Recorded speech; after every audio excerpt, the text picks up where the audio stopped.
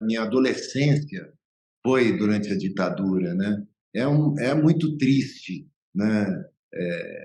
Você ter esse tempo de vida roubado. A minha sensação é essa.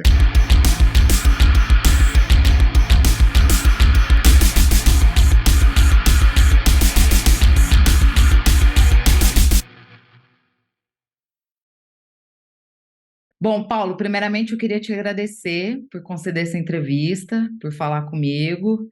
Estou muito contente em poder fazer essa conversa. E claro que antes da gente começar a falar sobre a sua vinda aqui para Portugal e esse encontro maravilhoso com Titãs, eu não posso deixar de te perguntar sobre o encontro que você teve ontem com o presidente Lula e com o Roger Waters em Brasília. Conta pra gente o que vocês conversaram lá. Olha, foi um encontro muito interessante. Nós falamos sobre um pouco de tudo, né? Mas principalmente o Roger é um cara muito preocupado com direitos humanos, né? E inclusive as músicas dele são muito carregadas de sentido, né? É bastante interessante para ver agora que teve essa onda enfim, de fascista e tudo. Ele sempre foi muito antifascista, sempre muito preocupado com isso. E nós passamos agora um período no Brasil desses últimos 4 anos muito difícil, né? De ataques à democracia e tudo. Então, é interessante como parte do público não entende que o trabalho dele sempre envolveu essa história. E durante o encontro, ele, inclusive, contou a história do pai dele, que morreu na guerra, na luta contra o nazismo, né? E isso realmente foi uma coisa decisiva para ele, importante. E ele desde então ele fala sobre isso, sobre esse tema nas músicas e em entrevistas e tudo. E estava conversando com o presidente Lula a respeito disso. E o Lula, lógico, com aquele, ele é um bom papo, né? E aí ele conversou, contou casos incríveis, maravilhosos sobre a política internacional, sobre encontros que ele teve, conversas que ele teve. Então, foi uma tarde muito interessante, né? Falamos inclusive sobre a vida normal, sobre a idade, né? O Lula ficou dizendo para ele: como você está bem, né? Você está ótimo, eu quero chegar aos 80 anos que nem você. Aí tá chegando o Então, aniversário do Lula, inclusive, né? Se eu não me engano, é no próximo dia então, 27. Então, ele sabia da biografia do Roger, estava preparado para encontrar o Roger e já estava conversando e falando sobre a idade dele e tal. Foi bem divertido. Paulo, eles falaram alguma coisa, né? Inclusive você sobre esse conflito agora, essa questão da Palestina, eles tocaram nesse tema? Não, não tocaram nesse tema especificamente. Então, foi uma coisa bem genérica. Foi uma conversa genérica, meio pessoal, assim. Foi bem divertido, foi bacana, assim, mas não, a gente não tratou de nenhum tema urgente e atual, assim, Uhum. né? Não acho nada na TV, não me lembro como eu era. E em relação à questão da própria classe artística, né? Você, além da sua história com Titãs, você também tem uma bonita carreira solo. E depois desse período aí terrível que a gente teve nos últimos 4 anos de governo e uma tentativa de criminalização, né, da classe artística no Brasil, qual é o balanço que você tira desse momento e como que você acredita que os trabalhadores da cultura podem se fortalecer cada vez mais aí no Brasil?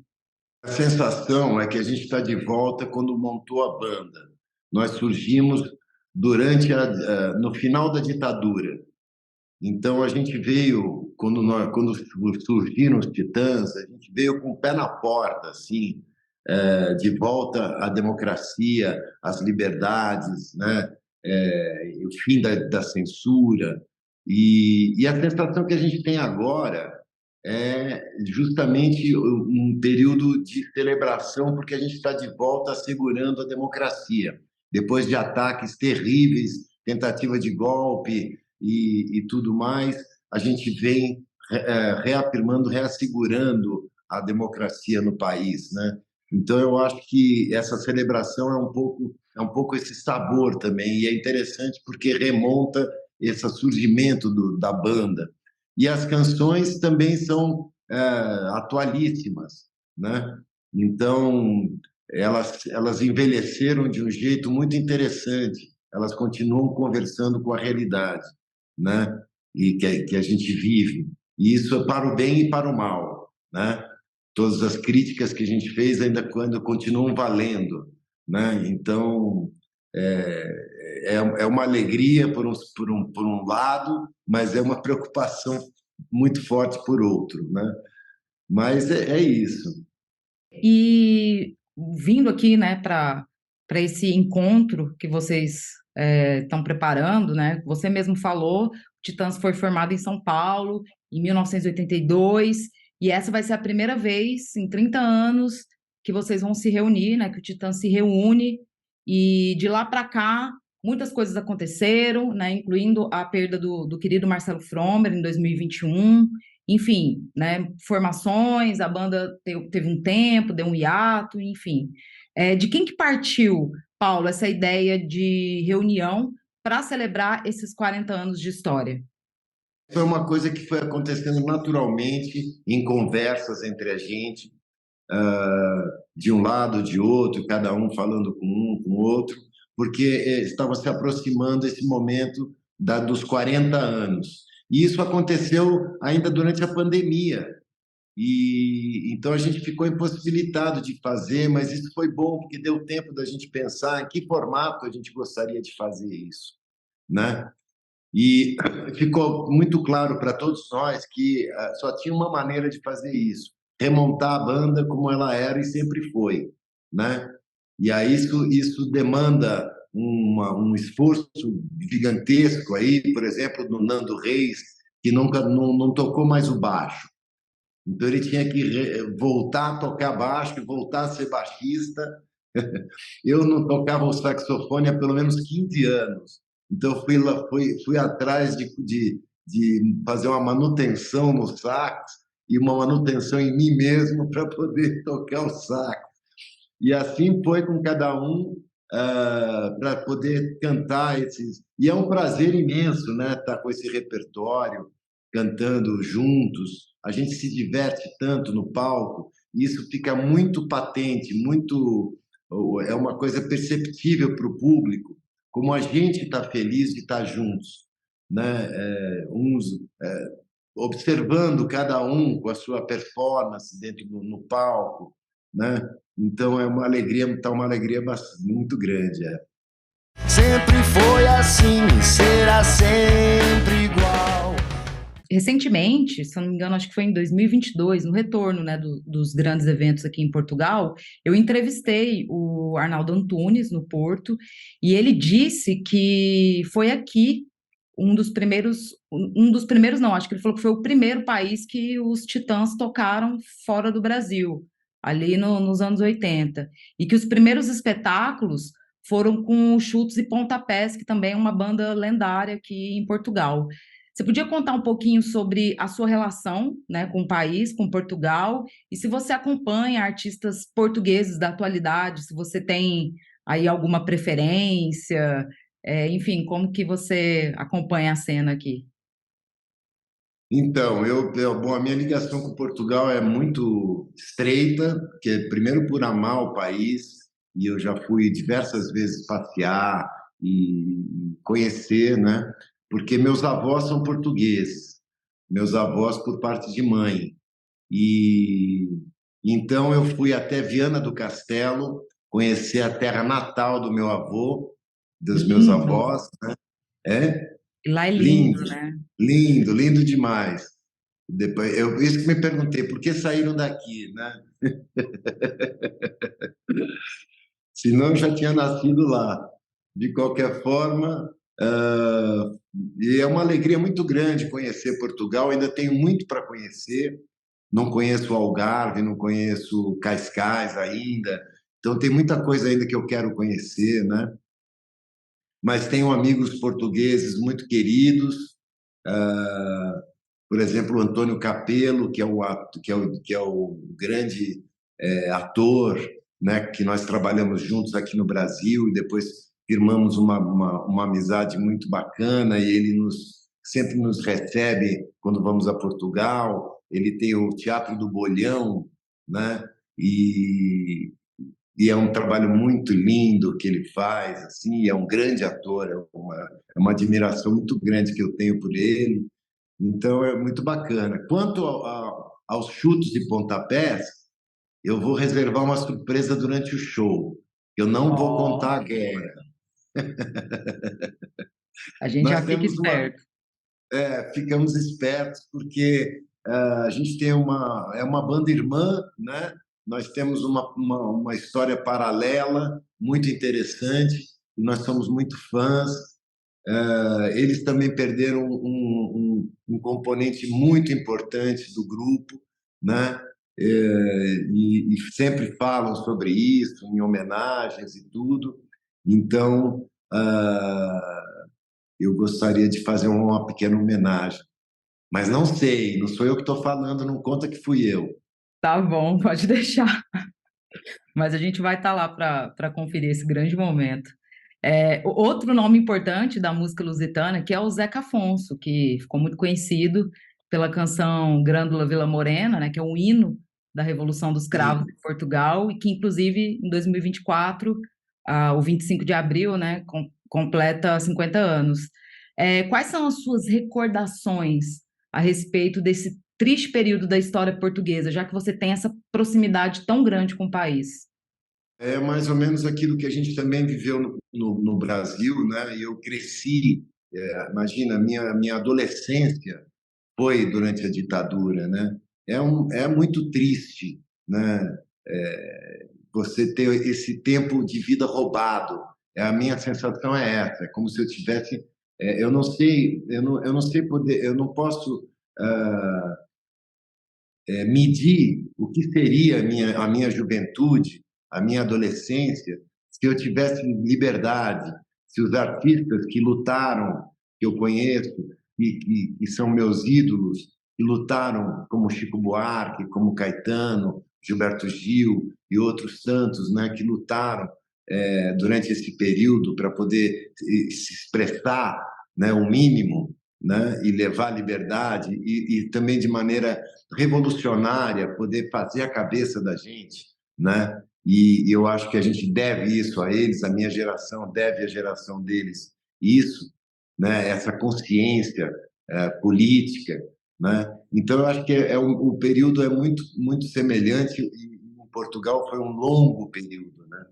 Então é uma coisa, a sensação que dá é um tempo roubado, sabe? Eu acho. E é difícil, é um tempo que não volta, né? Mas para a gente resta construir daqui para frente e assegurar a democracia e ter bem firmes os laços e também mostrar para novas gerações sempre a importância que é estar atento para o fascismo, né? Porque a qualquer momento ele pode ressurgir e com toda a violência que é característica dele. Com certeza. Falando nessa questão da violência, né? Aqui em Portugal a gente também sofre com a violência policial, principalmente as pessoas que vivem nos bairros periféricos aqui da Grande Lisboa. E o Titãs, eles, né, vocês já cantaram sobre isso lá nos anos 80, ali no fim da ditadura militar. Você acredita que é possível a gente ter uma polícia que realmente proteja a população dentro desse sistema capitalista que a gente vive hoje?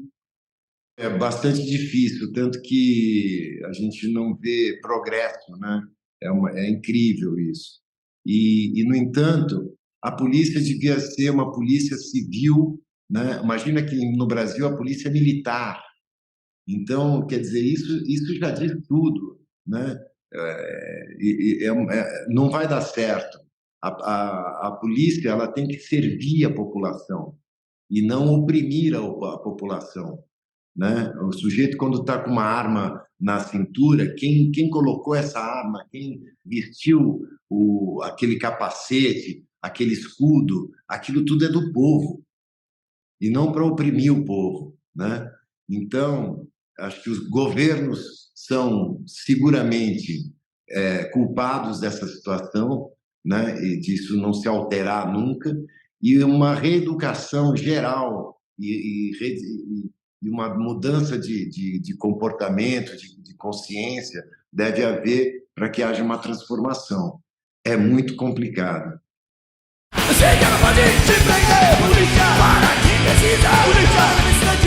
Mudando assim um pouquinho de assunto, né, indo mais agora pro lado artístico, né? Além de músico, você é um grande ator, já participou aí de clássicos do cinema brasileiro, como Estômago, Invasor, O Homem Cordial, e agora você está interpretando o grande Adoniran Barbosa no longa Saudosa Maloca, dirigido pelo Pedro Serrano.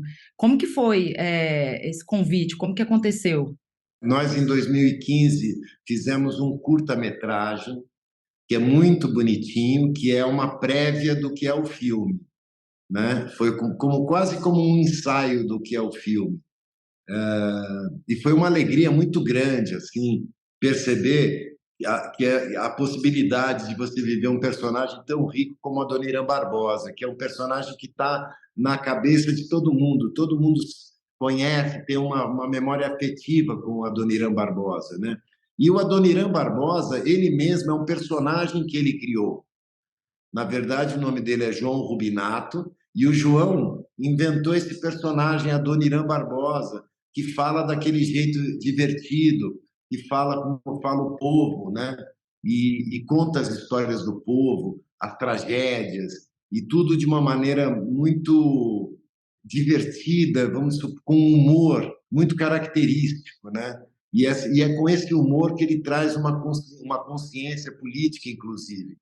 O Adoniran ele fala sobre as mazelas, as dificuldades e as tragédias do povo na voz do povo, né? Então ele traz uma maneira divertida de você rir das coisas, mas ela tem uma profundidade muito grande as situações. E o Pedro Serrano foi muito sagaz, porque ele trouxe esses personagens das músicas para o enredo, para o filme, né? Os personagens tomam vida, os personagens das músicas. Então tem o Joque e o Mato Grosso, que são personagens da música Saudosa Maloca, e ele comenta que tem o Joque e o Mato Grosso, que são os caras que habitavam, os maloqueiros que habitavam a Maloca junto com ele, né? Tem a Iracema, que é a moça que é atropelada, que é uma tragédia e tal. E tem o Ernesto, que convida a turma para o samba e chega lá ele não está, né? Esses personagens todos então estão no filme, e o filme é muito querido, muito bem cuidado, porque é um filme de época também. Então eu tô mais velho, no que seria os anos 80, contando a história em flashback, então aparece a história, eu mais novo, nos anos 50, vivendo as histórias que contam as músicas, né? Muito interessante, muito bem feito. Não é uma biografia do Adoniran Barbosa, é uma ficção, né? E muito musical, com muito samba. É muito chique, muito bacana. Que bom, quero muito ver, porque como corintiana, maloqueira que sou, quero muito Ah, assistir, porque tem tudo a ver também, né? É um pouquinho da gente, como você falou, é a voz do povo, né? É uma experiência bem próxima do que é o nosso cotidiano, o nosso dia a dia, principalmente para quem nasceu em São Paulo, né? Tem essa atmosfera. é verdade, tem mesmo.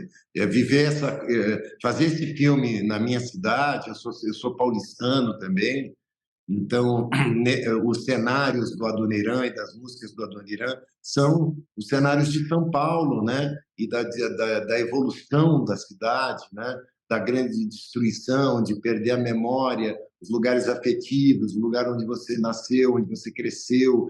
Nada disso existe mais, já tem edifícios no lugar de tudo isso. E é sobre isso que a Adoniran também fala, né? Conta nas histórias, que ele lamenta esse progresso desenfreado e desumano, né? é muito interessante que o filme traz esses assuntos de maneira muito leve, coisa que só a arte pode fazer, trazer consciência, fazer questionamentos, mas de maneira muito sutil e alegre, vamos dizer assim. Lutar sempre por esse amor que morre e reacende. Paulo, do período que você conviveu e trabalhou com o rapper, o Sabotagem, o que mais marcou assim para você nessa relação? É uma curiosidade que eu sempre tive vontade de perguntar sobre isso, porque eu gosto muito também, né, da trajetória do Sabotagem, tudo que ele fez, da música, ele também no cinema, incrível. Queria que você falasse um pouquinho dessa relação que você teve com ele. O encontro com Sabotagem foi assim, providencial, né? Foi incrível. Foi uma sacada do Beto Brandt, o diretor de O Invasor, né? Me botar em contato com o Sabotagem para a gente reescrever as minhas falas, para que elas tivessem mais veracidade. Era muito literário o meu texto, e isso não podia ser. Então, eu passei muitas horas e momentos antes de entrar em cena e filmar, eu estava mudando meu texto e decorando o texto que eu tinha mudado junto com Sabotagem, né? E o que mais chamou a atenção, como você me perguntou, foi a capacidade incrível do Sabotagem de repertório, sabe? E esse repertório que só os poetas têm, um repertório de audição, de ouvir o povo falando nas ruas e guardar aquilo, ter na memória um repertório incrível de saídas, de expressões populares, de maneira de falar as coisas e tal, que é uma coisa que só os poetas fazem, eles colecionam coisas que depois vão usar nas suas canções e na sua poesia, né? E o Sabotagem, eu percebi isso nele, depois fiquei muito fã, conhecendo o trabalho dele, que é uma coisa espetacular, né? E hoje ele é cultuado pelas novas gerações dos rappers, né? Ele é uma referência, né? E aqui perto de casa tem uma comunidade em que tem um Sabotagem pintado de braços abertos nos muros. Inclusive, eu fiz uma canção no meu último disco, Sabotagem Está Aqui, uma homenagem para o Sabotagem, e eu cito essas pinturas que tem em vários lugares da cidade. Eles pintam Sabotagem na parede como se fosse uma espécie de santo protetor, sabe? Parece, assim, é uma impressão que dá, né? Ele está ali protegendo a comunidade, né? Tamanha a importância dos versos desse poeta. Então, foi um privilégio poder ter convivido um pouco que eu pude conviver com ele, e essa canção que eu compus, então, ela eu comento sobre esse nosso relacionamento, sobre esse momento que nós tivemos juntos, né? Quem disse que ele não está mais aqui? Os muros das comunidades desenhadas, as homenagens. Lindo, maravilhoso. Você falou da inspiração, né? Não só para os artistas brasileiros, mas aqui em Portugal, a comunidade do, né, hip hop, as pessoas que fazem rap também se inspiram muito na arte, no legado que o Sabotagem deixou. Bom, Paulo, para finalizar, eu queria que você, né, eu vou deixar aqui o microfone aberto para você mandar um recado para as pessoas que estão aqui em Portugal, não só brasileiros, mas portugueses também, porque o Titãs tem uma grande audiência aqui no país. Queria que você desse um recado final para essas pessoas e também falasse um pouquinho sobre a biografia, né, do Titãs, que a Érica escreveu. Vai ter até um evento aqui, se eu não me engano, um dia antes da apresentação de vocês na Altice Arena, para apresentar essa biografia. Então, se você puder fazer um apanhado nesse finalzinho de entrevista, agradeço. Vamos, eu não sei onde é que vai ser o lançamento, o local. Vai ser no Espaço Talante, na LX Factor, é um espaço cultural bem, bem bacana que tem aqui em Lisboa. Ah, eu conheço lá. É um lugar que tem várias tem restaurantes, tem Isso. várias. produtoras, várias coisas diferentes, né? É em É um cima lugar... da livraria Ler Devagar, que é uma livraria muito conhecida aqui também. Ah, que ótimo. Bom, eu convido a todos para o lançamento da biografia da Érica Marmon, né, e do Auster, nossos biógrafos. É a biografia dos Titãs. Vai ser na véspera, você vai ter a chance de nos encontrar lá, porque eu lá estarei prestigiando esse lançamento da biografia. E depois, no dia seguinte, terá nosso grande dia, né? Então eu convoco a todos os queridos fãs de Portugal, né? E compareçam lá, vai ser uma grande celebração. São 40 anos juntos, é um momento único que não vai se repetir, está se repetindo agora depois de 30 anos, com a formação completa. Então é um momento realmente muito especial e eu espero todos vocês lá com muita emoção para a gente cantar as músicas que a gente ama, todos os sucessos e muito rock and roll. Vamos lá. Vai ser muito bom. Ah, e o espaço lá, Paulo, é do Antônio Grassi, querido Antônio Grassi, é ele que faz lá a curadoria Ah, do é? Ah, espaço, ele é sim. um querido amigo, Graça, e a Cissa também. Isso. Bom, então a gente se vê no lançamento do livro e no dia 2 de novembro e no dia 3 de novembro aqui em Lisboa, na Altice Arena, para o encontro dos 40 anos de Titãs. Muito obrigada por falar comigo, Paulo. Muito feliz. Estamos combinados, adorei a conversa. Obrigado por me receber. Tchau, até a próxima. Até a próxima.